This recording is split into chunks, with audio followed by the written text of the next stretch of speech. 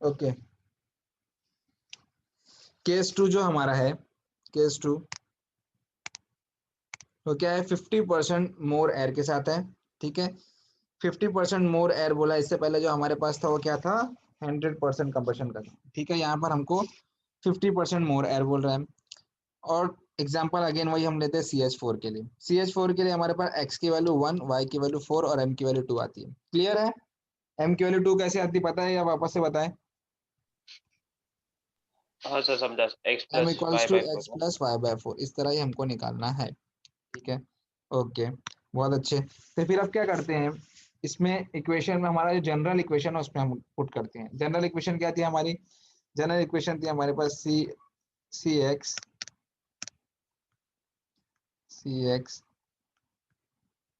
Hy plus m times of O2 plus 3.76 N2 will give x time of CO2 plus y by 2 times of H2O plus m times of 3.76 of nitrogen.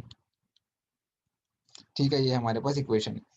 अभी क्या करने वाले हैं, 50% मोर air बोल रहा है, तो हमको क्या करना है, ये जो m की वैल्यू है, m की वैल्यू जो 2 है, इसको क्या करना है, 50% मोर, मतलब ये कि जो m डैश है वो क्या होने वाला है, 50% m का एक्सेस होने वाला है ना, m से 50% एक्सेस होने वाला है, मतलब ये कि 0.5 m प्लस m, मतलब ये कि 1.5 टाइम्स ऑफ m हो जाएगा वो। m कितना था, 2 था, मतलब कितना, 1.5 इंटू 2 कितना हो जाएगा, वो 3 हो जाएगा m डैश। ठीक है, जो हमारा m2 था, अब वो 50% एक्सेस की वजह से कितना हो गया है, 1.5 टाइम्स हो गया है, मतलब 2 की वैल्यू अब क्या हो गई, 3 हो गई है। ये समझा क्या 3 कैसे आया? हाँ सर हाँ। है ना, वो 50% एक्सेस बोला था ना अभी, तो m2 मतलब जो m की वैल्यू जो 2 थी उसको 15% एक्सेस करना है, 50% एक्सेस करना है, मतलब कितना होगा, वो 1.5 हो जाएगा, जो पहले 1 था वो अब 1.5 हो जाएगा। ठीक है, सो CxHy मतलब CH4 प्लस क्या हो जाएगा, m की वैल्यू हो जाएगी 3 times of oxygen plus 3.76 of nitrogen will give you, x की वैल्यू क्या है हमारे पास, x की value 1 CO2 plus y by two मतलब y की वैल्यू कितनी है हमारे पास, 4, मतलब 2 times of H2O plus m की वैल्यू कितनी है, 3 टाइम्स 3.76 ऑफ N2। अब देखो हमारे पास ऑक्सीजन टोटल कितना, ऑक्सीजन हमारे पास 6 ऑक्सीजन है ना, 3O2 मतलब क्या, 6 ऑक्सीजन है हमारे पास, इसमें से हमारे पास 1 CO2 मतलब 2 तो ऑक्सीजन यहाँ यूटिलाइज हो गया, 2 ऑक्सीजन, और यहाँ पर 2 हो गया। ठीक है, ऑक्सीजन है, ये ऑक्सीजन 20 नहीं है। ठीक है, 2 ऑक्सीजन यहाँ चला गया, 2 ऑक्सीजन यहाँ चला गया, मतलब टोटल 6 में से 4 तो हमारे यूटिलाइज हो गए कार्बन डाइऑक्साइड और वाटर के लिए।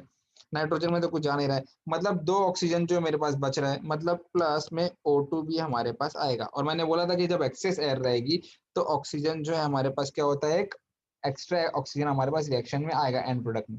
ठीक है, तो अब जो इक्वेशन बनेगी हमारे पास क्या होगी, 1 CO2 plus H2O plus oxygen and nitrogen जो था वो ऐसे ही रहने वाले। क्लियर है ये? 50% मोर एयर अगर आ गई तो। हाँ सर।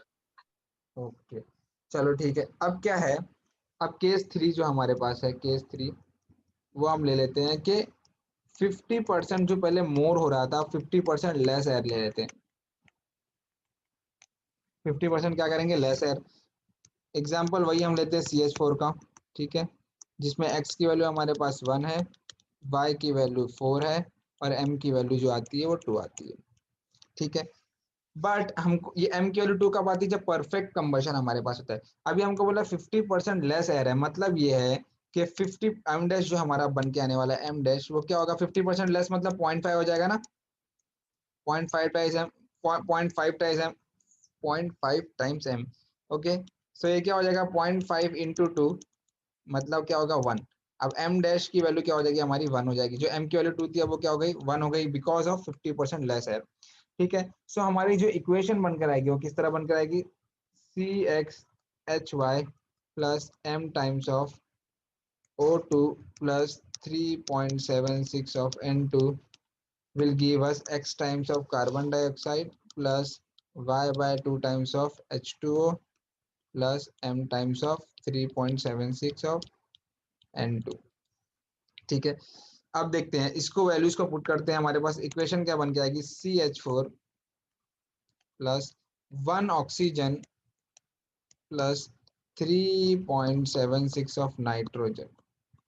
ठीक है, अब देखो कार्बन डाइऑक्साइड अगर हमको बनाना है तो उसके लिए हमको 2 ऑक्सीजन चाहिए। ठीक है, और वाटर जो है वाटर, उसके लिए हमको क्या चाहिए, Y/4 मतलब क्या हो जाएगा यहाँ पर 2 ना। चलो एक ऑक्सीजन मेरे को यहाँ पर भी तो कम से कम एक तो ऑक्सीजन चाहिए ही चाहिए। ठीक है, बट क्या है मेरे पास 50% लेस एयर है। तो लेस एयर जब है तो मैंने बोला कि लेस एयर के लिए हमारे पास या तो फिर कार्बन मोनोऑक्साइड बनेगा या कार्बन बनेगा। कार्बन डाइऑक्साइड तो बनने वाला नहीं है, कार्बन डाइऑक्साइड क्या है हमारा, नहीं बनेगा, इतना तो पक्का है। ठीक है, सो एक्स की वैल्यू Y/2 की वैल्यू कितनी हो जाएगी हमारे पास, 2 H2O, मतलब वाटर तो बनने वाला है, कार्बन में सिर्फ चेंज आएगा, जो कार्बन डाइऑक्साइड था वो कार्बन मोनोऑक्साइड या कार्बन में अब चेंजेस होने वाले, लेकिन वाटर में तो कुछ भी चेंज नहीं होगा, तो वाटर को चलो 2H2O कर देते हैं प्लस M कितना है 1, 3.76 ऑफ नाइट्रोजन। ठीक है, हमारे पास जो ऑक्सीजन अवेलेबल था वो कितना था, O2, मतलब सिर्फ 2 ऑक्सीजन था। ये 2 ऑक्सीजन जो है, ये 2 ऑक्सीजन हमारा यहाँ पर क्या हो गया, यूटिलाइज हो गया। ठीक है, तो हमारे पास बचता क्या है, जो एक कार्बन था, एक कार्बन डायरेक्टली यहाँ पर हमारा एक सिर्फ कार्बन बचेगा, C। ठीक है, 1 कार्बन। H2O पे तो हमारे पास ऑक्सीजन चला गया, बचता है सिर्फ कार्बन, तो हमारे पास एंड प्रोडक्ट में जो आएगा वो क्या आएगा, एक कार्बन आएगा plus 2 H2O, 2 moles of H2O plus 1 of 3.76। तो हमारे पास अब 50% लेस पे जो बन के आने वाली है इक्वेशन वो कुछ इस तरह रहेगी कि 1C plus 2H2O plus 1 times 3.67 nitrogen. Clear है? हाँ सर, हाँ। हाँ, सो ये 3 हमारे पास रिएक्शंस हैं।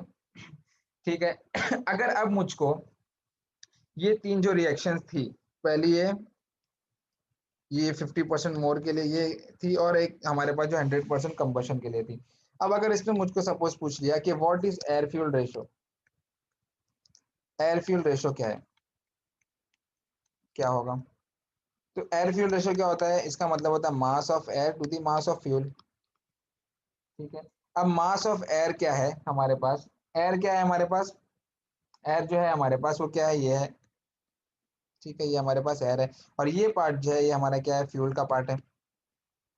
ठीक है, सो हमारे पास एट द एंड रिएक्शन बनाने के बाद सपोज ये 1 टाइम O2 प्लस 3.76 N2 है, ये जो वैल्यू है इसको मुझको क्या पुट करना है, यहाँ पुट करना है मॉलिक्यूलर वेट किसका, एयर का। ठीक है, ये divide by molecular weight of मेरा यहाँ पर फ्यूल का। ठीक है, अगर मैं इसी इक्वेशन को यहाँ पर देखना चाहूँ तो क्या होगा, 1 टाइम ऑफ ऑक्सीजन O2 के लिए कितना मॉलिक्यूलर वेट होता है, 32 ना, 16 होता है, मतलब 2 O2 मतलब 32, तो ये हो जाएगा 32 प्लस 3.76 ऑफ नाइट्रोजन के लिए कितना होता है, 14 और N2 मतलब 28, तो यहाँ पर हो हाँ, जाएगा 20। 28। ठीक है, एक ये divided by molecular weight of fuel, fuel क्यों हमारे पास CH4, कार्बन का कितना होता है 12, हाइड्रोजन का 1, हाँ, 4 टाइम्स 1 मतलब 4, हाँ, 16 मतलब होगा। 12 प्लस 1, 12 प्लस 4। ठीक है, तो ये हो जाएगा उसका एयर फ्यूल रेशो। क्लियर है? हाँ सर, हाँ। हाँ, तो ये जो रिएक्शंस है, अगर ये रिएक्शन आ गई निकालने तो आप इससे एयर फ्यूल रेशो भी निकाल सकते हैं। ठीक है, ओके, सो मेन जो है हमारे पास ये जो रिएक्शन है, ये रिएक्शन जनरल फॉर्म जो है ये याद होना चाहिए, और उसके लिए m का जो फॉर्मूला है m is equals to x plus y by 4, ये आपको याद होना चाहिए। ठीक है, उसके बाद देखना पड़ेगा आपको क्या बोला है कि कंबशन हमारे पास एयर का लेस एयर है या मोर एयर है या तो फिर परफेक्ट कंबशन बोला है, ये देखकर हमको क्या करना है, यहाँ पर m की वैल्यू में चेंजेस करना है और ये रिएक्शन बनाना है। अगर ये रिएक्शन बन गई तो हमारा सारा जो है मसला सॉल्व हो जाएगा। ठीक है, तो देखो इस पर जो क्वेश्चन पूछे गए हैं, क्वेश्चन जो पूछे गए हैं वो देखते हैं कि क्वेश्चन, 2 क्वेश्चन अब तक अब आया गया है, एक तो 2016 में आया, एक 2017 में आया। ठीक है, तो देखते हैं क्वेश्चन में क्या बोला है। क्वेश्चन में बोला है, क्वेश्चन नंबर 1, ठीक है, क्वेश्चन में बोला है कि एयर कंटेन्स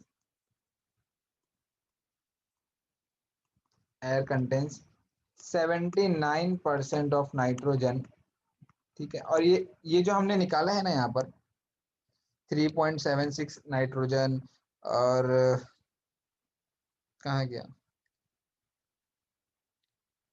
हाँ हर जगह पे 3.76 लिया ना। ये जो वैल्यूज ली है ना हमने, ये हमने जो है हमारे पास एयर में जो नाइट्रोजन का और ऑक्सीजन का जो वेट और वॉल्यूम जो होता है ना, वो हिसाब से ली गई है, ठीक है। तो ये 79 जो है ये एक्चुअल में हमारे पास होता है इतना, इतनी ही वैल्यू होती है नाइट्रोजन की एयर में। तो ये सारी चीजें नहीं देखना कि कितना लिखा है, 79 लिखा है, 78 लिखा है, तो इसका तो हमने वैसे ही इसको यहाँ पर जनरल फॉर्म में 3.6 वैल्यू डाल करके निकाल लिया कि 79% जो है नाइट्रोजन का कंटेंट लेकर के, ठीक है, और ऑक्सीजन का 21%। तो वैसे भी क्वेश्चन में उसको दिया ही गया है कि 21% ऑफ ऑक्सीजन है। तो इसका हमको अभी काम नहीं है, बिकॉज हम इसको पहले ही यूटिलाइज कर चुके हैं, ठीक है। इतना बोला है कि air contain 79% nitrogen and 21% oxygen is burn with 50% excess of air, ठीक है। क्वेश्चन में बोला है कि एयर का जो है 50% एक्सेस है, ठीक है। अज्यूमिंग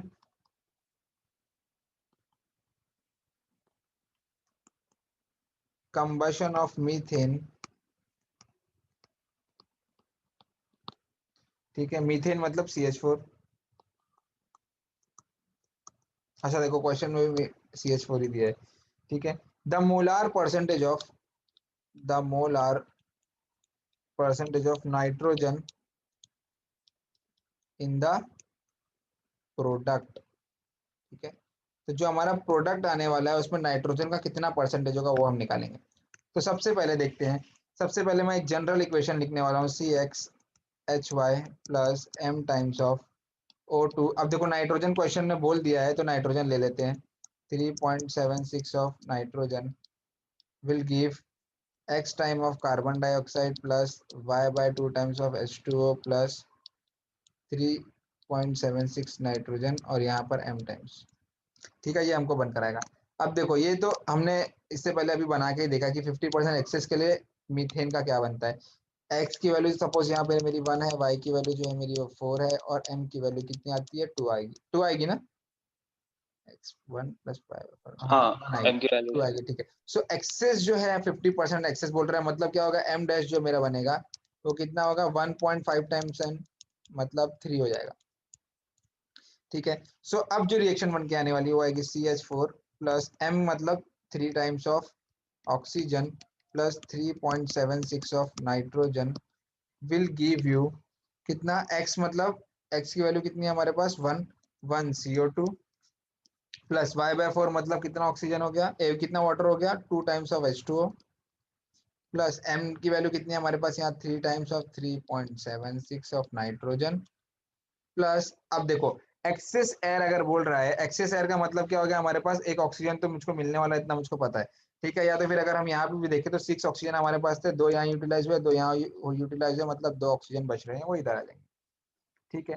अब देखो क्या बोल रहा है, मुझको क्वेश्चन में बोला है कि द मोलार, देखो एयर फ्यूल रेशियो की बात नहीं किया है, ठीक है। यहाँ क्या बोल रहा है कि मोलार परसेंटेज ऑफ नाइट्रोजन, ये जो नाइट्रोजन है नाइट्रोजन, इसका मोलार परसेंटेज कितना है इस प्रोडक्ट में, प्रोडक्ट मतलब ये फाइनल प्रोडक्ट की बात कर रहे हैं, ठीक है। तो फाइनल प्रोडक्ट में जो हमारे पास है वो क्या क्या है हमारे पास, एक कार्बन डाइऑक्साइड है, एक जो है वो कार्बन डाइऑक्साइड है, ठीक है। 2 मोलार बेसिस में H2O है मेरे पास, ठीक है, और 3 इंटू 3.76 टाइम्स क्या है मेरे पास नाइट्रोजन है, और एक जो है वो ऑक्सीजन है, ठीक है। मोलार बेसिस में एक ऑक्सीजन है मेरे पास, एक कार्बन डाइऑक्साइड है, 2 वाटर है, और 3 इंटू 3.76 क्या है, नाइट्रोजन है, ठीक है। ये तो मेरा टोटल प्रोडक्ट हो गया। अब देखो क्या बोल रहा है, मोलार परसेंटेज ऑफ नाइट्रोजन, मतलब क्या होगा कि नाइट्रोजन का कितना परसेंट है इसमें। तो मैं क्या करूंगा, अगर मुझको परसेंटेज ऑफ नाइट्रोजन पूछा है तो मैं क्या करने वाला हूँ, कितना नाइट्रोजन मेरे पास है डिवाइड बाय कितना टोटल है, ठीक है ना। नाइट्रोजन का कितना है डिवाइड बाय टोटल कितना था, उसको मैं अगर दोनों को डिवाइड कर दूं तो मुझको नाइट्रोजन का परसेंटेज मिल जाएगा। अगर मुझे कार्बन डाइऑक्साइड का पूछता तो मैं क्या करता, यहाँ carbon dioxide divide by total. अगर मुझे वाटर का पूछता तो क्या करता मैं, यहाँ water H2O divide by total.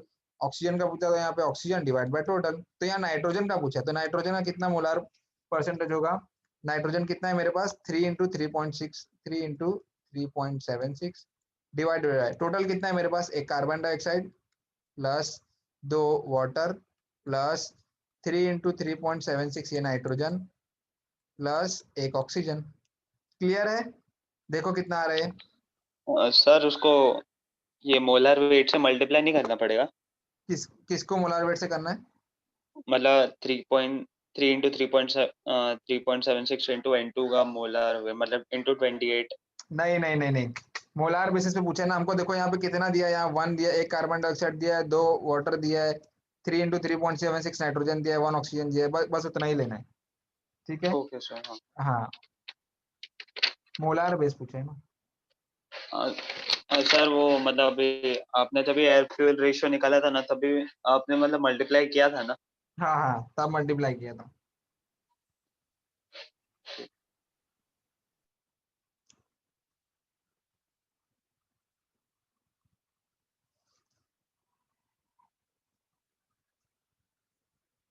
Percentage of nitrogen कितना आ रहा है देखो, ऑलमोस्ट मेरा जो आ रहा है वो आ रहा है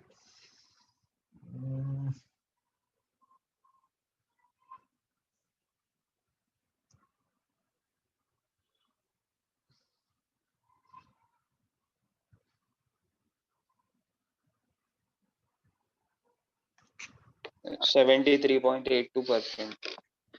73.83। हाँ, 82%। 82%। ठीक है। अच्छा देखो, अब एक क्वेश्चन है, इस क्वेश्चन को देखो ट्राई करना है। ये दूसरा क्वेश्चन है 2016 का। ठीक है, इसका ना मुझको सिर्फ केमिकल रिएक्शन बना के दिखाना। क्वेश्चन में क्या बोला है, प्रोपेन दिया है।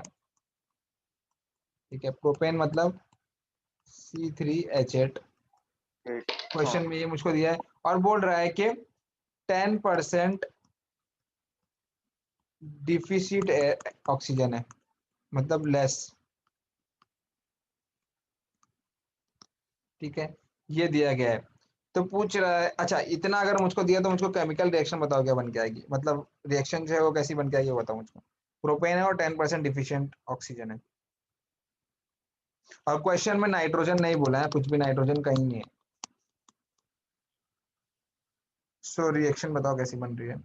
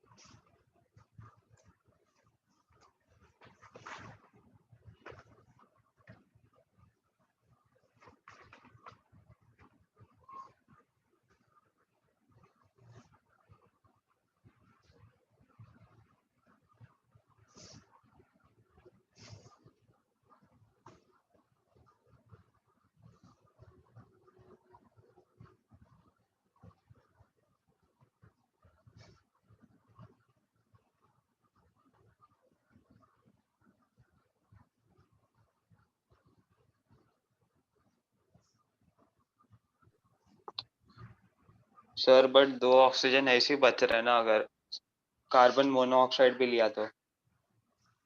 कार्बन मोनोऑक्साइड लेने के बाद क्या हो रहा है, बच रही वैल्यूज। हाँ दो, मतलब टोटल LHS में 9 4.5 इंटू O2 है, तो मतलब 9 ऑक्सीजन है, और इधर बस 4H2O प्लस 3CO और 2 बच रहे हैं वैसे, तो मतलब क्या ले सकते हैं सर? ओके देखो एक बार चेक करते क्या बन रहा है कि सी यहाँ से हमारे x की वैल्यू आ रही है 3, y की वैल्यू है 8, सो m की वैल्यू जो हमारी आएगी वो क्या होगी x प्लस वाई बाय 4 मतलब 2 मतलब 5, तो m डैश जो है वो कितना होगा 10% डिफिशिएंट मतलब 4.5। 0.9 इंटू 5 कितना होगा 4.5। ठीक है ये हो गया 4 हाँ पॉइंट। तो क्या हमारे पास बन के आएगा C3H8 plus 4.5 times of oxygen will give us x time of CO2 मतलब x कितना है हमारे पास 3 टाइम्स तो हाँ नहीं 3। बना सकते 3 टाइम्स। ओके पहले पहले वाटर बनाया था क्योंकि वाटर में कुछ चेंज नहीं आएगा। वाटर कितना होता है y/2 ना हाँ y/2 मतलब 4H2O। मतलब 4H2 हो गया। ठीक है तो हमारे पास 9 ऑक्सीजन टोटल थे, 9 ऑक्सीजन उसमें से हमने 4 तो हो गया, बचते हैं हमारे 5 हाँ ऑक्सीजन। ठीक है हाँ 5 ऑक्सीजन बच रहे हैं तो इसको क्या कर सकते हैं हम, अगर CO2 हम बना रहे हैं CO2 तो CO2 में हमारे पास 2 ऑक्सीजन चले जाएगा। ठीक है अगर 2 हाँ CO2 बनाते हैं तो 4 ऑक्सीजन चला गया, बचता है सिर्फ एक अच्छा। ऑक्सीजन। ठीक है और 2 कार्बन भी चला गया तो क्या बचेगा, एक कार्बन यहाँ एक कार्बन ये हो गया और एक ऑक्सीजन मतलब CO, एक कार्बन मोनोऑक्साइड बन जाएगा।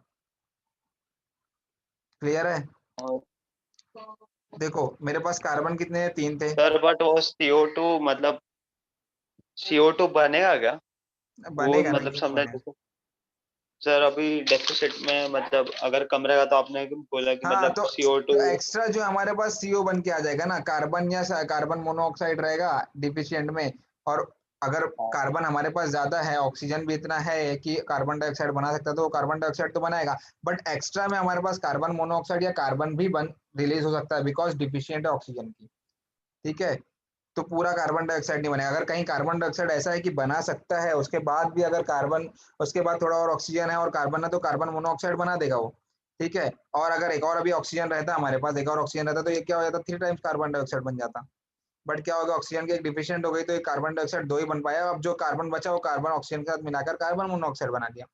ठीक है अगर एक और ऑक्सीजन कम रहता तो सिर्फ कार्बन एक रिलीज होता है, सिर्फ कार्बन बनता है, यहाँ पर ऑक्सीजन नहीं मिलता तो सिर्फ एक कार्बन बनता मतलब 2CO2 H2 और एक सिर्फ कार्बन बनता। क्लियर है। अब अगर ऑक्सीजन की भी हाँ इतनी इतनी इतनी सप्लाई होगी कि कार्बन डाइऑक्साइड बना हाँ सकता है वाटर बना सकता है तो एक और ऑक्सीजन यहाँ पर रिलीज हो जाएगा। ठीक है इनके साथ अगर कार्बन ही तो कम रहेगा, कार्बन ही कम रहेगा तो शायद ये कार्बन डाइऑक्साइड भी ना बने। ठीक है तो मतलब अगर कार्बन डाइऑक्साइड बन रहा है तो बन रहा है, उसके बाद अगर कार्बन और ऑक्सीजन बच रहे हैं तो क्या था फिर कार्बन मोनोऑक्साइड बने या कार्बन सिर्फ रिलीज हो जाए। क्लियर है। हाँ सर मतलब मेन तो मतलब जितना CO2 के लिए पहला देखना पड़ेगा ना, अगर हाँ CO2 नहीं अपने को नहीं देखो बन रहा फिर वाटर में, जाके CO या वाटर का CO है। कुछ भी नहीं देखना है, वाटर का डायरेक्टली बनाना है, उसके बाद जो ऑक्सीजन बचेगा उसको हाँ कार्बन और ऑक्सीजन के साथ मिलाकर देखना है कि क्या बन सकता है। डिफिशिएंट है तो मुझको इतना मालूम है कार्बन मोनोऑक्साइड या कार्बन तो बनेगा, साथ में देखना अगर कार्बन डाइऑक्साइड बन रहा है तो कार्बन डाइऑक्साइड को पहले दो उसके बाद कार्बन मोनोऑक्साइड या कार्बन खुद ब खुद ही बन जाएगा। समझे। हाँ सर हाँ। अब वाटर को तो सबसे पहले देना क्योंकि वाटर में कुछ नहीं चेंजेस होने वाले हैं। तो ये देखो ये हमारे पास बनकर आ रहा है, ये रिएक्शन बन के हमारे पास है। अब इसमें क्वेश्चन में क्या बोल रहा है, क्वेश्चन में बोल रहा है कि परसेंटेज ऑफ कार्बन मोनोऑक्साइड का percentage of carbon monoxide total product में कितना है। तो क्या करना है हमको, यहाँ पे कार्बन क्या है हमारा रिएक्शन जो बन के आई है वो कुछ ऐसी है कि 2 times of carbon dioxide plus 1 times of carbon monoxide plus 4 times of H2 है। मतलब क्या है, एक 2 कार्बन डाइऑक्साइड बन रहे हैं, एक कार्बन मोनोऑक्साइड है और 4 हमारे पास वाटर है। तो परसेंटेज ऑफ कार्बन मोनोऑक्साइड पूछा है, मतलब ये कि कार्बन मोनोऑक्साइड कितना है हमारे पास 1 डिवाइडेड बाय टोटल कितना है हमारे पास 1 plus sorry 2 carbon dioxide plus 1 carbon monoxide plus 4 water, मतलब 1 divide by 4 plus 2 6 7 1 by 7 into 100 ये हमारे पास क्या हो जाएगा कार्बन हाँ सर मोनोऑक्साइड का परसेंटेज। क्लियर है। हाँ 14.28%। हाँ हाँ कुछ वैसे ही आएगा 14.28%। तो ऐसे हमको रिएक्शंस निकालना है और ये सारी चीजें निकालना है। ये दो क्वेश्चन थे जो अब तक पूछे गए, ये क्वेश्चन जो था वो 2016 का था और इससे पहले वाला क्वेश्चन ये जो था 2017 का था। ये दो क्वेश्चन पूछे गए हैं और अभी नॉर्मली तो इस पे क्वेश्चन एक ना एक क्वेश्चन आ ही जाता है गेट में, और टेस्ट सीरीज में भी आप इसको आपको मिलेगा ही सारा। अभी जो लेटेस्ट जो है टेस्ट सीरीज बनती है उसमें ये सारी चीजें आती है, पहले इतना नहीं पूछता था ये लेकिन अभी 2016 से पूछना स्टार्ट किया थर्मोकेमिस्ट्री के भी क्वेश्चन। क्लियर है वो सारे, अब बन जाएंगे ना अगर प्रैक्टिस करेंगे और तो। हाँ सर, हाँ हो जाएगा। हाँ ठीक है। ओके, तो अब ये चालू करते हैं। हमारे पास नेक्स्ट जो लास्ट पॉइंट है इसका आईसी इंजन का, वो है इंजन परफॉर्मेंस। ठीक है, इंजन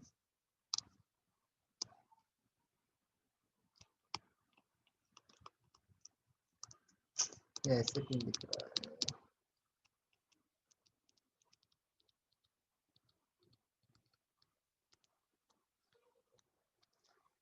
ठीक है, इंजन परफॉर्मेंस। अब देखो, इंजन परफॉर्मेंस में जो हमको चीजें निकालनी है वो क्या है? सबसे पहली चीज इंडिकेटेड पावर देखना है क्या होता है। Indicated power, then what is brake power, then what is friction power, then कुछ इफिशियंसीज देखना है जैसे कि मैकेनिकल इफिशियंसी, वॉल्यूमेट्रिक इफिशियंसी,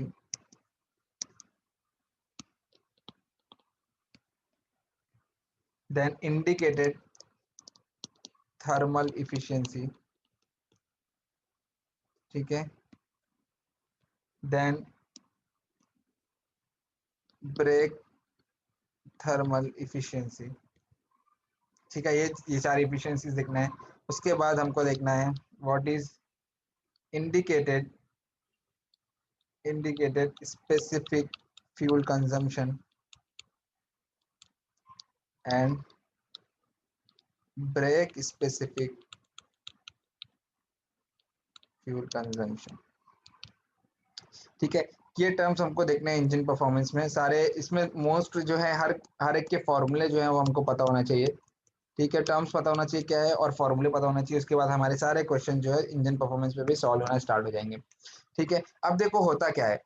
ठीक है, सबसे पहले देख लेते हैं कि इंडिकेटेड पावर का मतलब क्या होता है। ठीक है, देखो हमारे पास सपोज ये हमारा एक अरेंजमेंट है पिस्टन सिलेंडर का। ठीक है, ये हमारे पास पिस्टन है, ये कनेक्टिंग रॉड है, फिर यहाँ क्रैंक शाफ्ट से कनेक्टेड है। ठीक है, अभी क्या होता है हमारे पास, हमने सपोज यहाँ पर एयर फ्यूल में रेशो या से क्या किया, एयर फ्यूल मिक्सचर को ऐड किया, स्पार्क प्लग से इग्निशन में बर्न हुआ है, हमारे पास क्या हो गया, एनर्जी मुझको मिल गई। ठीक है, सपोज मैंने यहाँ से, या हम उसको बोलते हैं कि यहाँ से डायरेक्टली मैंने क्या किया, एनर्जी को सप्लाई किया इंजन में।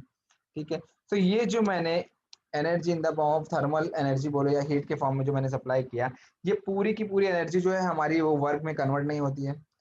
ठीक है, एनर्जी जो है या हीट जो है हमारी, ये पूरी की पूरी वर्क में कन्वर्ट नहीं होती। क्यों? बिकॉज सम लॉसेस यहाँ हमारे पास होते हैं। अब वो लॉसेस क्या होते हैं? जो एनर्जी मैंने यहाँ पे सप्लाई की, वो लॉसेस जो होते हैं, सबसे पहला जो हीट है वो एग्जॉस्ट वॉल जो है, एग्जॉस्ट, उसके साथ हमारे पास क्या होती है, ये एनर्जी चले जाती है। या तो फिर हमारे पास ये हो सकता है कि हमारे पास कन्वेक्शन, कंडक्शन एंड रेडिएशन, ये जो मूड्स हैं, इनसे हमारे पास क्या हो सकती है, एनर्जी लॉस हो जाती है। ठीक है, तो जितनी एनर्जी मैंने सप्लाई की, जितनी एनर्जी मैंने सप्लाई की, सारी की सारी मेरी कन्वर्ट नहीं हो रही है। ठीक है, कुछ एनर्जी जो है मेरी लॉस हो जा रही है और कुछ एनर्जी जो है वो मेरी यूटिलाइज हो रही है। तो वो जो एनर्जी जो हमारी यूटिलाइज हो रही है, उस एनर्जी को हम बोलते हैं इंडिकेटेड पावर। क्या बोलते हैं? Indicated power. मतलब यहाँ पर हमारे पास ये जो पावर है, इनपुट जो अब मुझे मिल रहा है, उसको बोलेगा इंडिकेटेड पावर आफ्टर एक्सक्लूडिंग हमारे पास एग्जॉस्ट से जो हमारे पास रिलीज हो गई एनर्जी, और जो कन्वेक्शन के कंडक्शन या रेडिएशन से हो गई हमारे पास। ठीक है, ये हो गई हमारे पास इंडिकेटेड पावर। ठीक है, अब क्या होता है, अगर हमारे पास इंडिकेटेड पावर हमारे पास आ गई है, ठीक है, एक पावर मुझे मिल गई है पिस्टन सिलेंडर अरेंजमेंट के पास। अब ये क्या करेगी, इस पर हमारे पास फोर्स अप्लाई करता है और इससे क्या होता है, हमारी पिस्टन जो है वो नीचे की तरफ मूव करती है। ठीक है, अब ये पिस्टन जो हमारी मूव कर रही है नीचे, तो इसमें हमारे पास पिस्टन और सिलेंडर के बीच में कहीं ना कहीं फ्रिक्शन मिलता है हमको, फ्रिक्शन। तो इस फ्रिक्शन की वजह से हमारे पास कुछ लॉस होती है एनर्जी, या लुब्रिकेशन जो हमारा होता है, लुब्रिकेशन, इसकी वजह से हमारी कुछ एनर्जी लॉस होती है। मतलब ये कि पहले तो मैंने एनर्जी सप्लाई की, वो एनर्जी तो पहले मेरी एग्जॉस्ट वॉल के साथ या कन्वे या हमारे पास मोड्स ऑफ रिएक्शन जो है उसके वजह से हमारी क्या हो गई, एनर्जी कुछ लॉस हो गई, तो इंडिकेटेड पावर मुझको यहाँ पर मिली पिस्टन सिलेंडर अरेंजमेंट में। अब जब ये मूव कर रही है, जो हम थर्मल एनर्जी को हमारी मैकेनिकल वर्क में कन्वर्ट करने वाले हैं, तो उसमें हमारे पास जो फ्रिक्शंस आ गए और जो लुब्रिकेशन की वजह से जो लॉसेस हुए, उसको हम क्या बोलेंगे, फ्रिक्शन एनर्जी। क्या बोलेंगे, फ्रिक्शन एनर्जी। तो मेरी इंडिकेटेड पावर जो थी, और ये फ्रिक्शन एनर्जी है, मतलब जो loss of energy, friction energy जो एक्चुअल में हमारे पास लॉस ऑफ एनर्जी किसकी वजह से, फ्रिक्शन की वजह से और लुब्रिकेशन की वजह से। तो इंडिकेटेड पावर जो मुझको मिल रही है इंजन में, उसमें से अगर मैंने फ्रिक्शन एनर्जी को हम मैंने सब्सट्रैक्ट कर दिया, तो मुझको क्या मिलने वाला है, वो एनर्जी या वो पावर जिसकी वजह से मेरा क्या हो रहा है, क्रैंकशाफ्ट मूव कर रहा है। मतलब ये एनर्जी आफ्टर इंडिकेटेड पावर को मैं फ्रिक्शन पावर में से निकाल दूं, तो मुझे जो पावर मिलेगी वो उसको हम क्या बोलेंगे, ब्रेक पावर। क्या बोलेंगे, ब्रेक पावर। ये वो पावर है जो हमारा क्रैंकशाफ्ट को मूव करा रहा है, जिसकी वजह से हमारी थर्मल एनर्जी जो है वो मैकेनिकल वर्क में कन्वर्ट हो रही है। ठीक है। सो इंडिकेटेड पावर को अगर मैं नॉर्मली बोलना चाहूँ, तो इंडिकेटेड पावर जो है ड्यूरिंग द कंबशन, जो मेरा कंबशन चेंबर में पावर एनर्जी प्रोड्यूस हो रही है, उसको हम क्या बोलेंगे, इंडिकेटेड पावर। जो एनर्जी मेरी मूवमेंट के टाइम पर, पिस्टन के मूवमेंट के टाइम पर लॉस हो रही है, उसको हम क्या बोलेंगे, फ्रिक्शन एनर्जी। और इंडिकेटेड पावर में से जब मैं फ्रिक्शन एनर्जी को निकालूंगा, तो वो पावर जो मिल के आएगी उसको हम बोलेंगे ब्रेक पावर, जो कि हमारी एक्चुअल में वर्क में कन्वर्ट हो रही है एनर्जी। वर्क मतलब हमारी क्रैंकशाफ्ट को घुमाने के लिए जो एनर्जी लग रही है। ठीक है। सो इंडिकेटेड पावर जो है, इंडिकेटेड पावर, उसमें से मैंने फ्रिक्शन पावर को क्या कर दिया, सब्सट्रैक्ट कर दिया, तो मुझको जो मिल कर आ रही है वो क्या है, ब्रेक पावर। ठीक है। अब देखो, एक चीज तो मुझको पता है, कैलोरीफिक वैल्यू कभी सुना है क्या, क्या होती है कैलोरीफिक वैल्यू, यस सर। कोई क्या होती है? अमाउंट ऑफ एनर्जी उसमें से हम कितना एक्सट्रैक्ट कर सकते अह, हैं फ्यूल में से। ठीक है, मतलब ये है कि कैलोरीफिक वैल्यू हमको बताती क्या है, उस फ्यूल का एनर्जी लेवल बताती है ना। जितनी ज्यादा कैलोरीफिक वैल्यू है, उतना ज्यादा फ्यूल में एनर्जी होगी अगर उसको बर्न हम करते हैं तो। ठीक है। तो यस। यहाँ पर हम जो यूज करते हैं इंटरनल कंबशन इंजन में, वो हम क्या करते हैं, फ्यूल को यूज करते हैं। ठीक है। और फ्यूल के फॉर्म में ही हमारे पास एनर्जी ऐड होती है। सो अगर मैं यहाँ पर हीट एडिशन की बात करूं, हीट एडिशन, तो हीट एडिशन जो in the form of thermal energy है, वो कैसी होगी, mass of the fuel into calorific value of fuel. ठीक है। सो हीट एडिशन जो हो रही है हमारी, वो किस फॉर्म में हो रही है, mass of fuel into calorific value, ये हीट एडिशन है। ठीक है। सो इंडिकेटेड पावर अगर मुझको निकालना है, indicated power after the exhaust valve से जो मेरी एनर्जी लॉस हो गई, एंड कंडक्शन, कन्वेक्शन और रेडिएशन से जो मेरी लॉस हो गई, सो इंडिकेटेड पावर जो मेरी बन के आएगी, इंडिकेटेड पावर वो क्या होगी, indicated power will be equals to mean effective pressure into swept volume, ये हमारी होगी। ठीक है। तो इंडिकेटेड पावर का जो फॉर्मूला हमारे पास होने वाला है, वो क्या होगा, mean effective pressure into swept volume. ठीक है। अब देखो, हमारे पास दो केसेस होते हैं। ठीक है। एक तो हो सकता है हमारे पास टू स्ट्रोक, हमारे पास जो इंजन हो शायद टू स्ट्रोक हो, या हो सकता है हमारे पास वो इंजन फोर स्ट्रोक हो। ठीक है। टू स्ट्रोक इंजन में क्या होता है, बताओ, टू स्ट्रोक इंजन में क्या होता है और फोर स्ट्रोक इंजन में क्या होता है।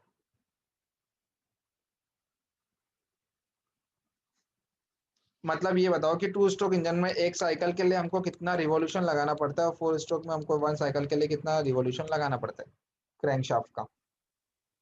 हाँ सर, 2 स्ट्रोक में 2 और 4 स्ट्रोक में 4 रिवॉल्यूशन।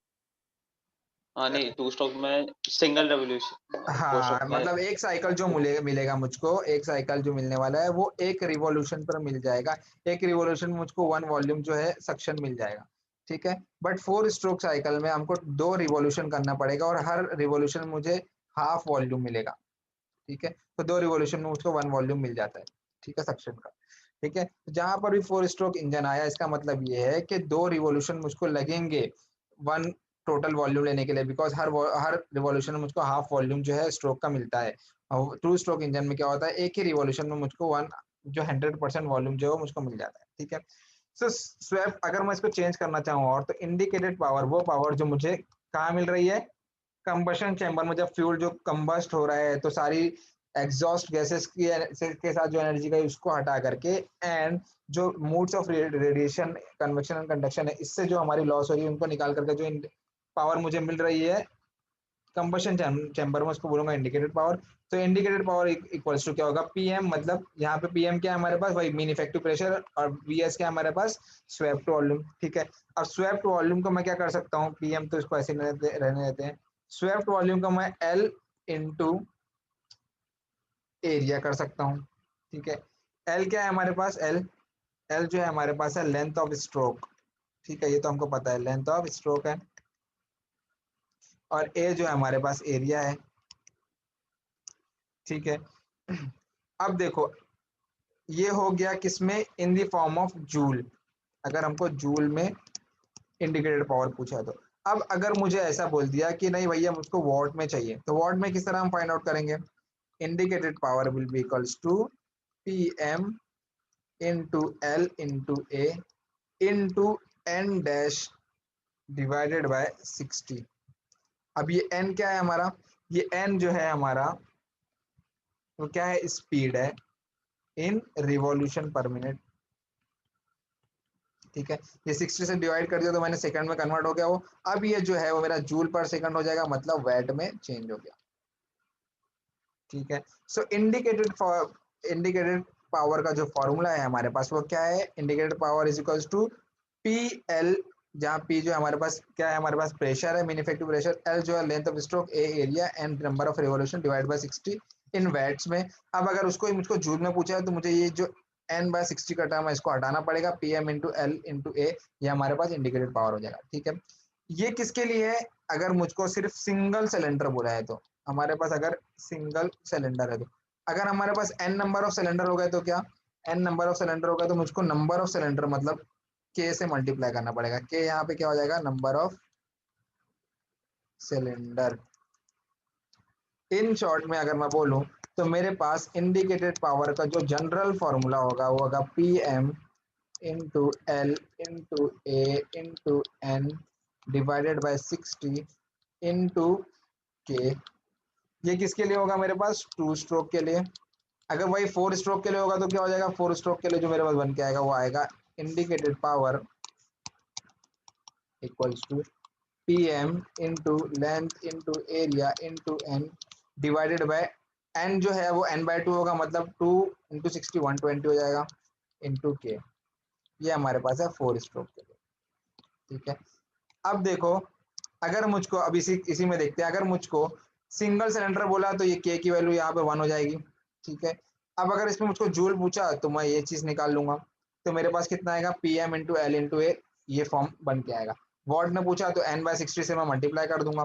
ठीक है, अगर सिलेंडर एक से ज्यादा हो तो के से मल्टीप्लाई कर दूंगा। तो इस तरह मुझको ये जनरल फॉर्म याद रखना है, और इस जनरल फॉर्म से मैं वैल्यूज जैसा मुझको पूछा है जूल में, वैट्स में, या नंबर ऑफ सिलेंडर के हिसाब से मैं इसको चेंजेस करता रहूंगा इंडिकेटेड पावर में। क्लियर है? हाँ सर। ओके, अब देखो ये इंडिकेटेड पावर तो मुझको मिल गई, अब मुझे ब्रेक पावर निकालना है। ब्रेक पावर क्या थी, मैंने बोला था ब्रेक पावर जो है वो हमारी वो पावर है जो मुझको क्या कर रही है, क्रैंक शाफ्ट पर मिल रही है, जो कि क्रैंक शाफ्ट को क्या कर रही है, रिवॉल्व कराने के लिए काम आ रही है। ठीक है, सो अगर मैं देखूं ब्रेक पावर